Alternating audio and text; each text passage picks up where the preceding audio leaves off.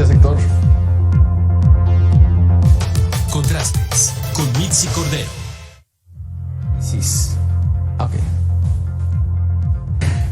Vamos con el análisis. Ya estamos de vuelta aquí en Mega Noticias. Gracias por continuar con nosotros y tengo el gusto de saludar en la línea telefónica al especialista en seguridad David Saucedo.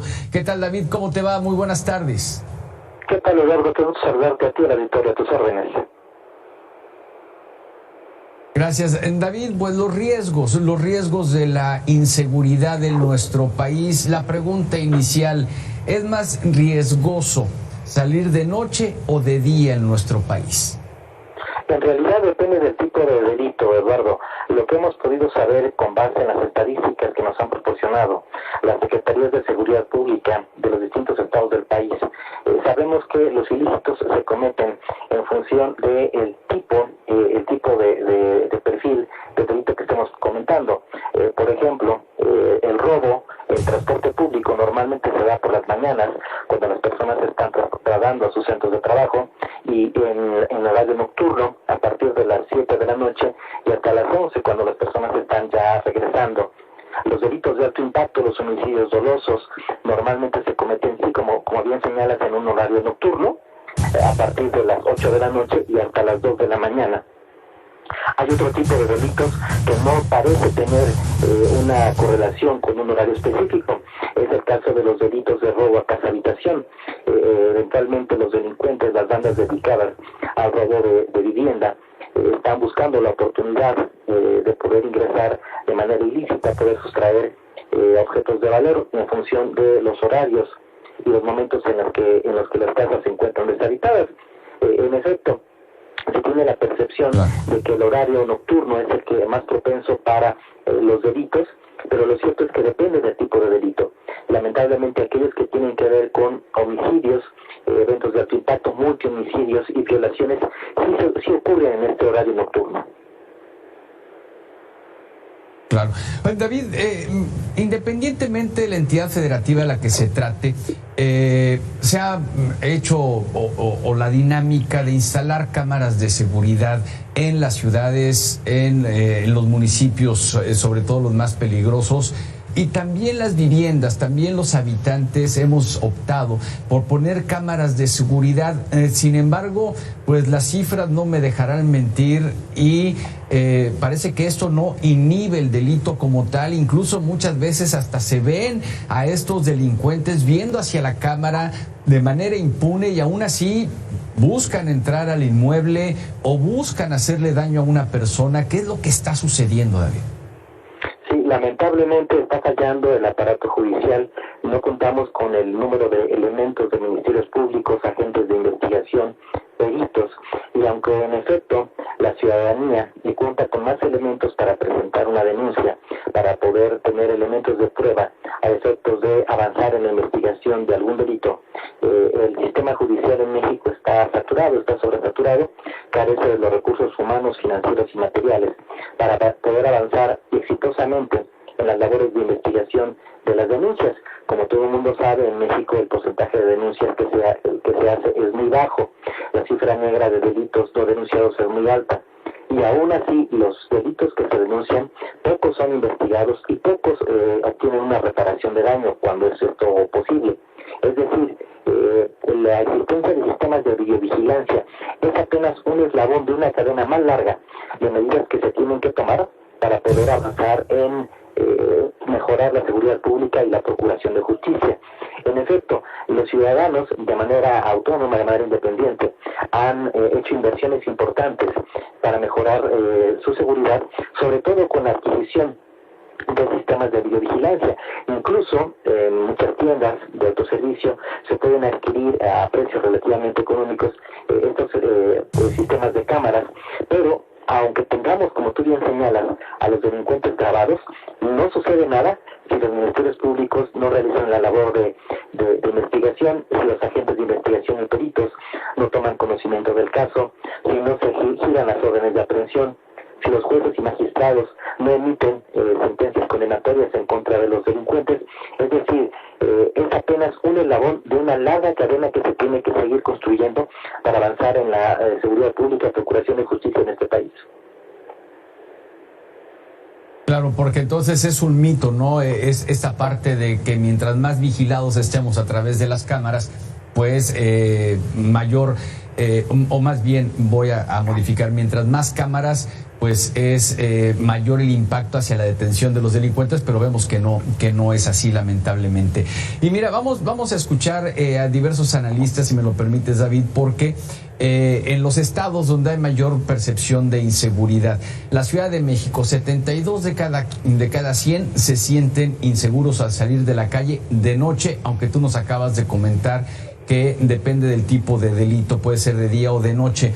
El Estado de México, el 71.4%, Morelos, 68.9%, Guanajuato, 68.3% y Quintana Roo, 67.8%. ¿Habrá un toque de queda? Mira, vamos a escuchar esto. Se han autoimpuesto una especie de toque de queda. Te impacta un derecho humano que es el libre tránsito, ¿no? La misma persona, al evitar salir, está viendo coartada esa libertad de poder circular por nuestras calles. Es así, David, estamos viéndonos obligados los mexicanos a autoimponernos un toque de queda, de evitar salir de nuestros hogares. ¿Hacia dónde nos caminaríamos entonces? Yo te diría que ya hay dos modalidades, Eduardo. Por un lado, como bien se señala en la cápsula que acabas de presentar, hay una propensión de los ciudadanos para imponerse restricciones para salir en ciertos horarios. Pero lo cierto es que en algunos estados del país, los propios grupos criminales establecen toques de queda, usando redes sociales, narcomantas, cartulinas, estas estrategias de comunicación que han estado utilizando los grupos de crimen organizado, y han estado solicitando a la ciudadanía que ya no salga en ciertos horarios porque ellos están realizando ciertas actividades evidentemente delictivas. Ya es un hecho que en México tenemos toques de queda, pero son impuestos obviamente por los grupos criminales. Afortunadamente esta situación es de excepción, pero en algunos estados como Zacatecas, Michoacán, incluso el estado de Guanajuato, en donde hay una guerra de carteles abierta, en situaciones, en puntos en donde hay una alta incidencia delictiva y delitos de alto impacto, son los propios grupos criminales los que le están imponiendo a la sociedad este tipo de medidas. Uno habría pensado que serían en algún momento las propias autoridades civiles, los propios ciudadanos, los que en su desesperación recurrieran a este tipo de medidas de excepción para poder preservar el orden público, pero lo cierto es que son los propios delincuentes los que están haciendo uso de estas medidas de excepción.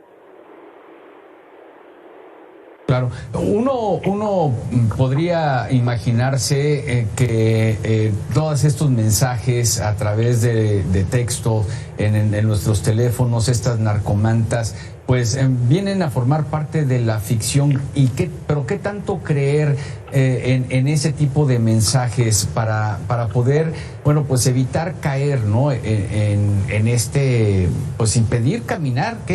¿Cómo tratar de identificar si es real o no es real un tipo de mensajes de esta naturaleza? Sí, en efecto es muy complicado, como tú bien señalas, se presta mucha confusión cuando los grupos criminales quieren hacer uso de las redes sociales para mandar algún mensaje. El grupo rival emite un mensaje en un sentido contrario, después la autoridad de la zona municipal o estatal emite también una aclaración, normalmente un desmentido. En efecto, se presta a la confusión, se genera un caos completamente por parte de quienes emiten el mensaje y quienes tratan de desmentir dicho mensaje. La ciudadanía en este sentido tiene un exceso de información, mucha de esta información es falaz, evidentemente la que circula en las redes sociales, incluso algunas organizaciones que no son propiamente de crimen organizado, pero que tratan de clonarse, mimetizarse y utilizan las siglas de los grupos criminales que ya todos conocemos, de grupos de macrocriminalidad, se hacen pasar por ellos y también hacen uso de las redes sociales. Lo cierto es que no hay hasta el momento por parte de las autoridades una respuesta clara para de qué manera comunicar correctamente a la ciudadanía lo que ocurre en materia de incidencia delictiva en sus respectivas zonas geográficas.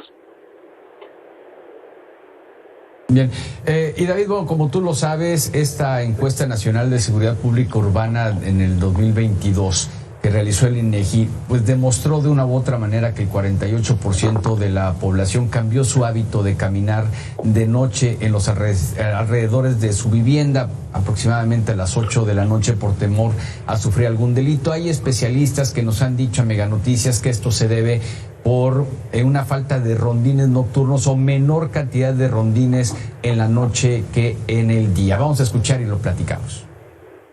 No debería disminuir en razón que todas las policías en el país trabajan por jornadas. Es decir, se dividen el número de policías y unos trabajan en algunos casos 24 por 24. En otros trabajan incluso 36 y descansan 24. El problema donde mayor frecuencia se da en la disminución de patrullajes son con las policías municipales. ¿Qué opinas, David? ¿Sí hay menos rondines en la noche? ¿Baja la intensidad del cuidado policial hacia los ciudadanos? Sí, definitivamente coincido plenamente con esta observación. Esto se debe evidentemente a varios factores: el estado de fuerza por parte de las policías municipales, que son los primeros respondientes normalmente cuando se presenta un ilícito. En segundo término, las propias policías municipales se repliegan y no hacen presencia disuasiva en zonas que saben que se encuentran capturadas por el crimen organizado. Hay lamentablemente una cooptación, una colaboración entre varias corporaciones y grupos criminales, de modo que en ocasiones cuando tenemos una ausencia de la presencia policíaca, a veces se debe a falta de elementos, pero a veces se debe también a una coordinación, me pena mucho decirlo, pero es real, una coordinación entre las corporaciones y los grupos criminales para que estos no hagan acta de presencia mientras los grupos criminales cometen delitos de alto impacto. Finalmente también tenemos un problema de prestación de servicios públicos municipales. Evidentemente estoy hablando del servicio de alumbrado público, que está más que comprobado que la ausencia de este servicio o la falla en la prestación del servicio de alumbrado sí genera un ambiente de criminalidad, dispara los delitos, cierto tipo de delitos en regiones que de por sí ya tenían delitos, una incidencia delictiva alta. Claro, no, y son muchos factores, ¿no? Árboles crecidos que tapan la luz de un arbotante, de una luminaria, las fallas en esta luminaria que vienen siendo los servicios públicos a los cuales el municipio tiene la obligación de dar como parte también de la seguridad hacia sus habitantes y que lamentablemente no se da. Pero también, David, está la parte de los recursos, porque hay menos recursos para las policías municipales, para las policías estatales, y no sé qué tanto sea pretexto por parte de los gobernadores y de los presidentes municipales como para esconderse un poco, lavarse las manos y decir, pues ahí está la Guardia Nacional. Sí, definitivamente muchos presidentes municipales, debido sobre todo al desgaste mediático, los puntos en encuestas que pierden frente a los problemas de inseguridad, prefieren evadir su responsabilidad, como tú bien señalas, y delegan, ya sea en las fuerzas estatales o en la Guardia Nacional, la atención de problemas de seguridad que sí están en el ámbito de su competencia, al menos así en el marco legal, y deciden ser omisos. Esto en parte porque conocen el desgaste, la mayoría de los municipios que tienen un alto impacto, una alta incidencia delictiva. Normalmente ocurre la transición política cuando hay elecciones, cuando hay un proceso electoral. Los ciudadanos castigan al partido en el poder y los alcaldes, los líderes políticos conocen perfectamente el desgaste mediático del que pueden ser objeto cuando se presenta una situación de alta incidencia en sus municipios. Entonces, hay muchos de ellos, como tú bien señalas, que en ese sentido lo que hacen es hacerse a un lado y tener una actitud omisa y de no atención a la problemática en materia de inseguridad. Vaya disyuntiva en la que se pueden llegar a encontrar entonces, ¿no? Los alcaldes o los gobernadores, las gobernadoras. Vemos, por ejemplo, el caso de Guerrero, entra Evelyn Salgado y la violencia se dispara. ¿Esto es motivado por una necesidad o un aviso, digamos, del crimen organizado hacia el gobierno? Acércate a platicar y negociar. Sí, definitivamente muchos grupos criminales buscan tener el control de las policías estatales del sistema penitenciario, del sistema de judicial, jueces y magistrados, para que se emitan sentencias en favor de las personas de sus grupos criminales que son llevadas a juicio. No son tantas evidentemente, pero las que llegan, en efecto se busca que tengan sentencias absolutorias. Definitivamente los grupos criminales tratan de tener como aliadas a las autoridades civiles, y esto genera que ellas tengan una disyuntiva: ser omisas, colaborar o enfrentarlas, a enfrentar a los grupos criminales. Esta es una estrategia que han estado asumiendo durante mucho tiempo los grupos criminales, de tener como aliados y cooptar a los distintos líderes políticos, trátese de gobernadores o bien de alcaldes. David, ¿cómo luchar contra eso entonces? ¿Cómo no entender? Porque si de repente llega un gobernador, una gobernadora nueva, algún alcalde al poder, empieza a elevarse el índice delictivo en la entidad y luego baja, ¿cómo no entender que hubo una negociación o cómo luchar contra eso desde el punto de vista de la seguridad, David? Creo que hay que empezar a hacer uso de algunas estrategias que están instrumentándose en otros países que han tenido un impacto, me parece yo, un resultado ciertamente positivo. Te menciono rápidamente algunas. En Colombia se está instrumentando desde hace tiempo una ley de silla vacía. Es decir, cuando se comprueba que algún líder político, diputado, alcalde, gobernador, tuvo algún tipo de vínculo criminal, en automático es separado de su cargo, y el partido político que lo postuló ya no puede volver a postular a ningún candidato a dicho cargo. Esto también es una manera de frenar a los partidos políticos para que no postulen a personajes que tengan algún antecedente de vínculo criminal. Es una amenaza muy seria y muy grave, porque en automático se inhibe que lleguen a cargos de elección popular aquellos personajes que puedan tener algún tipo de relación con el crimen organizado. No sería evidentemente la única medida que hay que tomar, pero frente a situaciones distintas como las que estamos viviendo en México actualmente, creo que se tiene que actuar con mayor contundencia. Los procesos electorales, hay elecciones en este año, 6 gubernaturas en disputa, todo el mundo sabemos que va a haber participación del crimen organizado, y sobre todo de los grandes grupos de macrocriminalidad, del cártel de Sinaloa y del cártel Jalisco Nueva Generación. Y no se ha podido hasta el momento establecer alguna contención para que esto siga sucediendo. Entonces me parece que se tienen que aplicar medidas extraordinarias para esta situación de excepción que estamos viviendo. Bien, David, mira, este ejemplo, ¿no? Allí en Caborca, Sonora, la disputa entre cárteles del crimen organizado. Obviamente han elevado la violencia en toda esta zona. Las autoridades ya tuvieron que cancelar eventos, solicitaron el cierre de negocios a determinada hora. Vamos a escucharlo porque con base en esto es una pregunta que te quiero hacer. Yo digo que es más miedo salir en la noche, que es más común que a esa hora se presente más la violencia que en el día. Se tiene que, o se debe y puede, o se tiene, David, que negociar entonces con el crimen para tratar de tener una vida tranquila. Es muy complicado responder a esta pregunta que formulas, Eduardo, pero te diré lo que se ha hecho a nivel internacional. En algunos países, Colombia, Italia, sí hay algún cierto tipo de entendimiento entre las autoridades y los grupos criminales. No significa que se haga una mesa de negociación en donde se sienten las autoridades por un lado y sus contrapartes sean los capos del narcotráfico, pero sí hay acuerdos, sí hay líneas de comunicación para llegar a ciertos niveles de entendimiento, para combatir a cierto tipo de delitos, para impedir que se realicen cierto tipo de prácticas. Incluso la DEA y el FBI tienen estos esquemas de delación premiada y de negociación con grupos de crimen organizado para conseguir cierto tipo de objetivos. Entonces, en México hay un cierto rechazo a este tipo de negociaciones, pero todo el mundo sabe que en los tiempos en los que dominó el Partido Revolucionario Institucional había acuerdos muy tácitos y algunos muy explícitos con grupos de crimen organizado que eran bastante funcionales.